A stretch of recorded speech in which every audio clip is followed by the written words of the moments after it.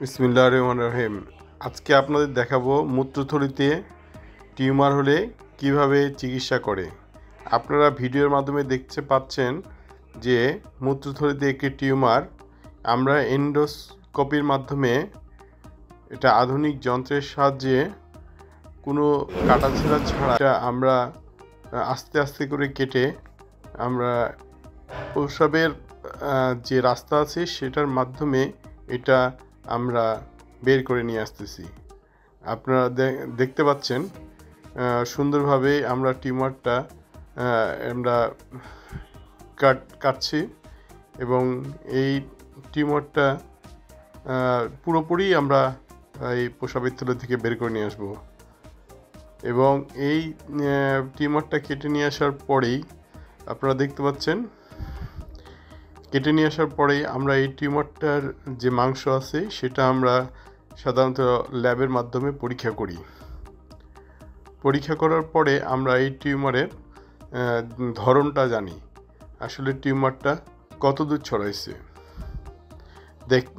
আমরা সুন্দর করে এই টিউমারটা পুরোটাই কেটে নিয়ে আসছি এবং এই টিউমারটা যদি পুরোটা কেটে নিয়ে আসার পরে আমরা এটা নিয়ে পরীক্ষা করার পরে তার আরও চিকিৎসার দরকার হয়। যদি টিউমারটা সাধারণত ওপরের দিকেই থাকে তাহলে আমরা এই প্রস্রাবের রাস্তা অপারেশন করার পরে প্রস্রাবের রাস্তা দিয়ে আমরা একটি কেমোথেরাপি ওষুধ দিই।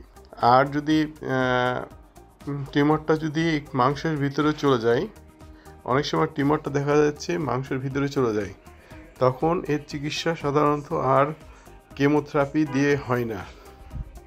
তখন পুরা পেশাবের থলিটা আমরা ফেলে দিই। ফেলে দেওয়ার পরে আমরা পেট দিয়ে আমরা খাদ্যনালীর মাধ্যমে একটি প্রস্রাবের রাস্তা তৈরি করে দিই। সাধারণত এই চিকিৎসা অনেক দিন ধরে করা লাগে। আপনারা দেখতে পাচ্ছেন সুন্দর করে আমরা টিউমারটা কেটে কেটে নিয়ে আসতেছি।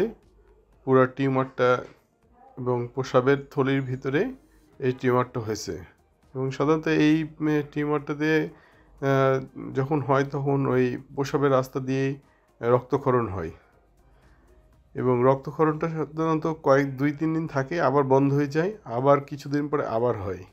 অনেক সময় অনেক রক্তক্ষরণ হয় এবং পেশাবের জ্বালা যন্ত্রণা হয়, পেশাব বারবার হয়। তো যদি পেশাবের রক্তক্ষরণ হয় তাহলে আপনারা অবশ্যই ডাক্তার ইউরোলজিস্ট যারা আছে তাদেরকে দেখাবেন। আমরা সুন্দর করে এন্ডোস্কোপির মাধ্যমে এই টিউমারটা আমরা বের করে নিয়ে আসব। দেখেন আপনারা কোনো রক্তক্ষরণ নাই।